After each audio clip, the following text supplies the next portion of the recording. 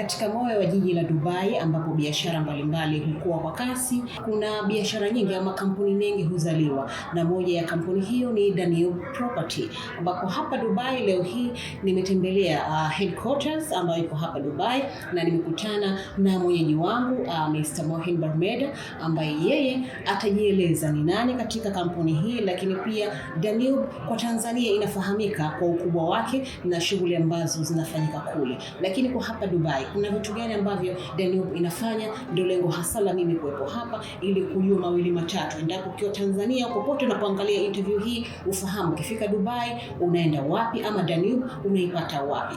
Lakini yote haya ungana nami hadi mwisho. Jina langu ni Zainab Mtima, na usisahau kulike, kucomment na kusubscribe. Karibu.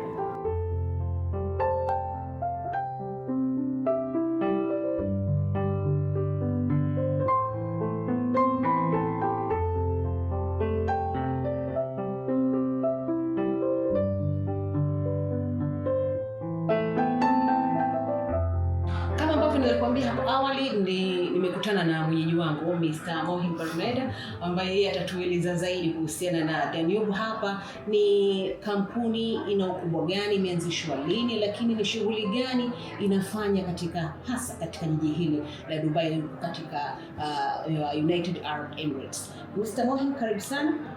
Shukran Zainab. Za kazi. Naona mna pilika nyingi sana. Hongereni. Asante sana. Mimi naitwa Mohin Barmeda, ni mzaliwa wa Mwanza, Tanzania. Msukuma? Msukuma kabisa. So Sukuma wenzangu wangaruka. Sawa. So basically mimi ni miaka 26 niko Dubai. Okay. Lakini vile na biashara zangu Tanzania, vile Dubai. Na katika miaka zote hizi 26 nikiwa kati ya Dubai na Tanzania.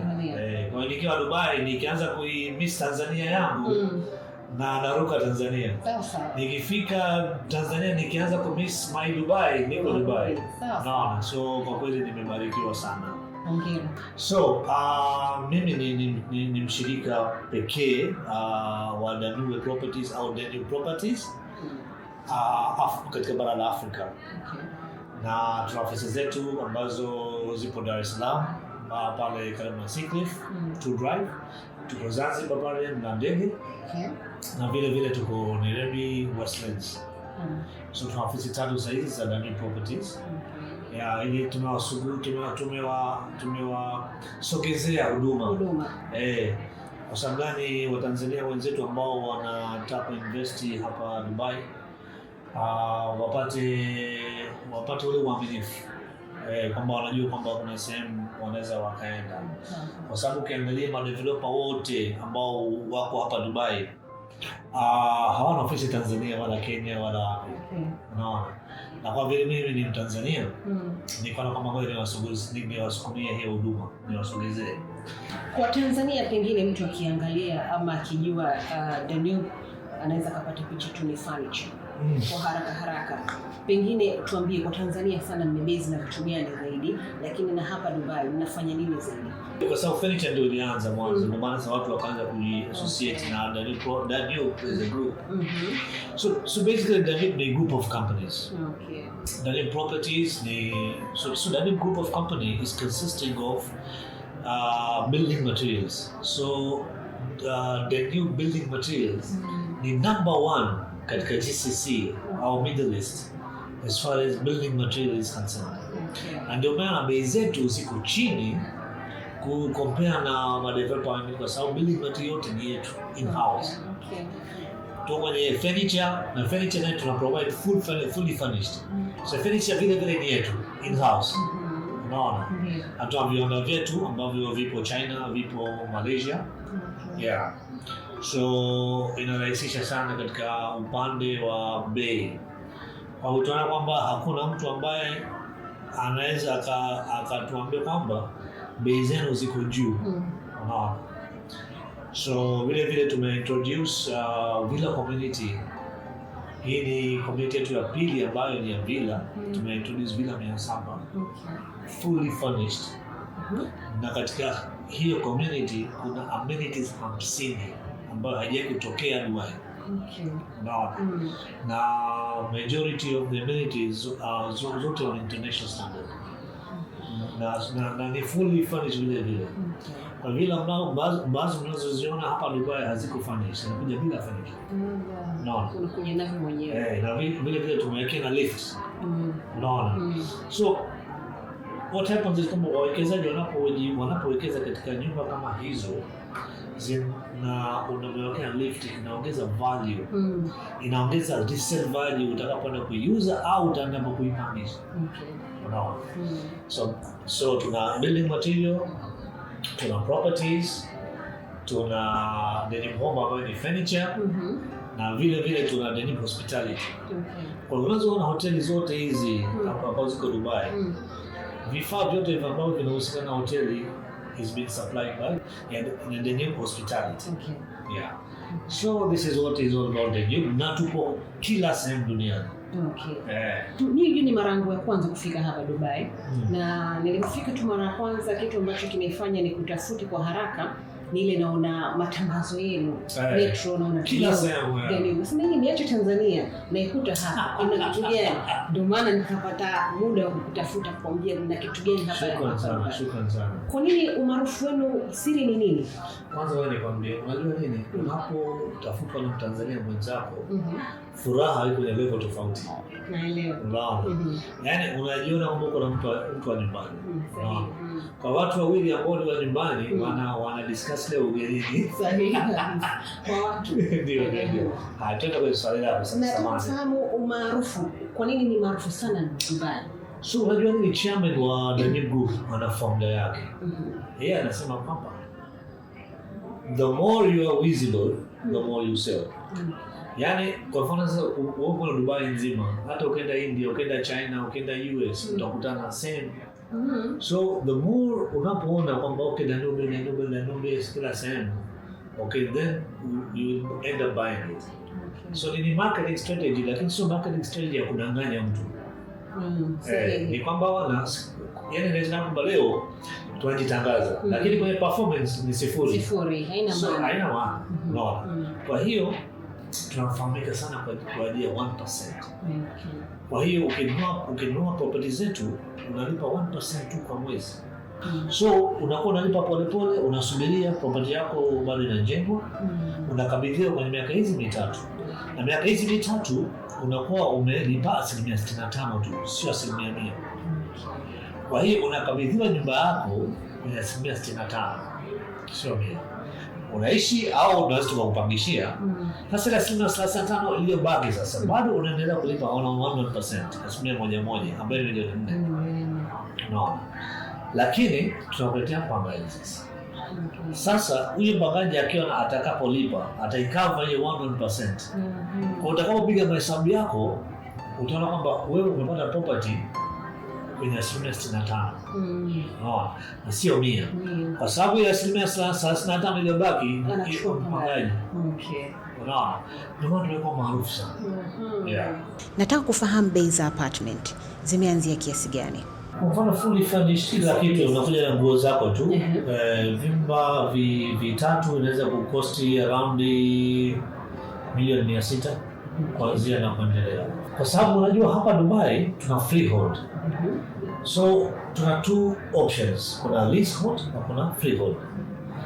Kwa mfano Tanzania ni leasehold. Unaweza kuwa umejenga hoteli lakini ardhi sio yako, ni ya serikali. Wanakupa kwa lease miaka 33, 66, 99. Hapo unamiliki 100%. Ile. No. So hiyo tena wakishakuuzia sio ya serikali tena. Na hiyo nayo imechangia sana watu kuwekeza Dubai. Ndio. So kwa mfano hiyo $1,600,000 nakuja na nguo zangu kila kitu na kikuta. Nalipaje? So malipo unafanya, kuna option unaweza kuja kulipa cash hapa kwa deposit kwa cash counter. Unaweza kulipa kutoka credit card, debit card, crypto, ni legal office hapa. Unaweza kufanya bank transfer. Tunakupa account details za benki yetu, una transfer official. Natakiwa kulipa cash au nalipa kidogo kidogo? Kwa sisi tuna payment plan. Kama tulivyosema kwamba unaponunua hulipi 100%. Unalipa 1% kwa mwezi. Kwa hiyo yani ukitaka kubook hiyo property yako unalipa 24% kwenye miezi hizi mitatu. Baada ya hapo sasa unapewa mwezi mmoja miwili unakuwa unapumzika. Alafu ni 1% tu.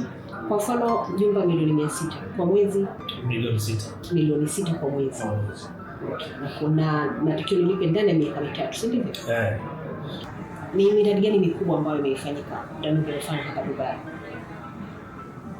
Miaka miwili iliyopita tulilaunch project moja inaitwa Base 101.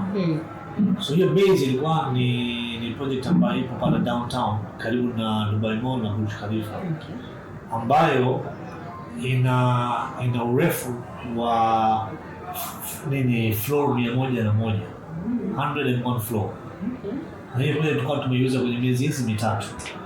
Kwa hiyo tuka launch project nyingine ambayo inaitwa Base 102 ambayo ilikuwa ni floors 102. So hizo ni very iconic towers ambazo zipo karibu na Burj Khalifa na Dubai Mall. Kwa hiyo maeneo ya pale baada ya Burj Khalifa ni hizi building mbili project ambazo zina urefu. Naona. Baada ya hapo of course tuka launch project nyingine kwa Oceans ambayo tumejihusisha na Aston Martin pamoja na Lamborghini. Naona. So projects nyingi ambazo tumezifanya ambazo ziko kwenye hiyo level. Na juzi hapa tuka launch project nyingine inaitwa Shah Rukh's by the New. Kwa hiyo tuna Bollywood superstar kama Diamond wetu. So hilo lilikuwa swali linalofuata. Nimeona Shah Rukh Khan hapa kwenu picha zake, ngasema pengine kuna kitu gani labda. Tuli launch project moja ambayo inaitwa Shah Rukh's by the New. Kwa hiyo ilichukua almost miezi 8 chairman wa Danube to convince Shah Rukh Khan awe part of the project. Kwa hiyo project ikawa designed na mke wake na Shah Rukh Khan na timu yake pamoja na kijana wake chairman wa Danube. Kwa design ya project, na mara ya kwanza Shah Rukh Khan anatumia jina lake kwenye commercial project yote. So hiyo project tukaiuza within 10 days. Kutokana na jina Shah Rukh Khan na hii is associated pale. So kuna umuhimu ama kuna faida kutumia watu maarufu kama kina Shah Rukh Khan katika kufanya biashara, kwa maana kama hiyo inasaidia because this is media. Wewe nani katika watu wengi hapa nani asempenda Shah Rukh Khan? Na Shah Rukh Khan akiwa associated inaongeza uaminifu zaidi. Kwa sababu Shah Rukh Khan anaweza kujihusisha mwenyewe na development hivi tu. No. So yes, inasaidia sana. Mwisho kabisa, kwenye mafanikio hapa kusi changamoto, pengine changamoto ambazo mnakabiliana nazo na mnaziface na mnapambana nazo kwa namna gani kufikia kuwa namba moja kama? Unajua uzuri hapa Dubai hatuna changamoto. Kwa sababu gani? Sheikh wa Dubai, rais wa Dubai, yeye mwenyewe anaendesha Dubai kama kampuni yake. Na yeye ameshaambia wawekezaji wote, ameshaambia wafanya biashara wote, jamani sikilizeni. Nyie muendelea biashara zenu, changamoto sisi ndio tutazienda. Focus ya wafanya biashara hapa ni fanyeni kazi yenu. Hatutakuja kwenu bwana, halo, sijui kuna hii shida, sijui kuna afya, sijui kuna OSHA, sijui kuna nini. Pressure up. No. Hapo wewe focus na biashara yako tu. Watu wanaokuja Dubai just kutazama tu mambo yanavyoenda ni kujifunza. Sio mtu aje kukufundisha. Unaona? Mwisho kabisa, zungumza na wawekezaji wapya kutoka Tanzania, pengine na East Africa, Kenya na mpo. Zungumza nao, wavutiwe, waiti Dubai kuja kuwekeza. Asante sana kwa hiyo fursa Zena. So kwa wawekezaji, kama mnaona kwamba mnataka kuwekeza Dubai, investment yenu ni safe. Serikali ya Dubai ina safeguard investment zenu na pesa zenu hazitaliwa hapa. Pamoja na hayo, hapa hakuna tax, hakuna ushuru na ni 100% safe. Dubai ni nchi ambayo ni namba 2 duniani ambayo ina maximum number of universities. Na ukizingatia miaka 10 zilizopita na mpaka sasa hivi utaona kwamba wanafunzi kutoka bara la Afrika wako wengi wanasoma Dubai. Na tuna international university cities 150. Unaona, na sekta ya education iko on very high level vile vile. Kwa hiyo kama mnataka mwatume watoto wenu wasome hapa, unaweza ukashangaa binti wa miaka 15, miaka 16 anasoma peke yake hapa Dubai bila wazazi. Kwa sababu Dubai is 100% safe. Unaweza ukaacha wallet yako, simu yako, lakini haendi popote, kuna mtu akugusa. Na wanawake wanaweza kutoka saa 9 usiku kwa mtu akugusa. So it's very safe. Kwa hiyo at the same time Dubai is a growing city. Unaona? Kwa hiyo ukiangalia nchi ya New York, ukiangalia London, ukiangalia Los Angeles, compare na Dubai is only 35 years old city. But it's a long way to go. Unaona, a long way to go. Kwa Dubai ni sehemu ya kuwekeza. Ukishamaliza kuwekezaji wako Tanzania, Kenya, Afrika, karibu Dubai. Na hapa return on investment ni sio chini ya 15%. Your capital depreciation hapa sio chini ya 15% kila mwaka. Hiyo huwezi kupanda popote pale duniani. Yeah. So karibuni sana, nawapenda sana. Asanteni kwa kutazama hii interview. Asante sana Zainab, nashukuru sana, ubarikiwe. Asante. Yeah. Mtazamaji wa Swahili unasema tembea uone, na ni kweli kabisa. Mimi nimetembea hapa Dubai na nimeona mengi, lakini unasema kila siku usiseme kwamba umeona kila kitu, umejifunza kila kitu, na kukatalia. Kwa hapo Tanzania hujajifunza kitu kama hujawekeza na Danube, na hii ni ushahidi tosha kwamba mimi ni Mtanzania, niko hapa Dubai na nimekuja hapa nimejionea mengi. Uwekezaji ni mzuri, unakuja wewe na nguo zako unapata nyumba, lakini ukitaka kukaa sawa, ukitaka kupangishiwa pia unaruhusiwa. Mkubwa, weka kibubu chako taratibu uje kuwekeza Dubai. Dubai kuna fursa, lakini kama wewe ni muoga wa kodi, mzee wa kukimbia, ukiona TRA, ukiona watu wengine wa ZRA, ukimzea kukimbia, basi njoo Dubai. Hakuna kukimbia, hakuna kodi, ni pesa zako. Ukishanunua au ukishafanya uwekezaji wako na Danube unakuwa safe, hakuna kodi yoyote, ni wewe na uwekezaji wako. Hilo ndio kubwa ambalo natamani ulifahamu kuhusiana na uwekezaji kutoka hapa Dubai pamoja na Kenya na Tanzania. Danube sio tu furniture, kuna nyumba na vitu kadha wa kadha. Asante kwa kuwa nasi hadi mwisho. Jina langu ni Zainab Mtima, nyuma ya kamera yuko Mohamed Deo. Shukrani sana. Kwa heri kwa sasa kutoka hapa Dubai.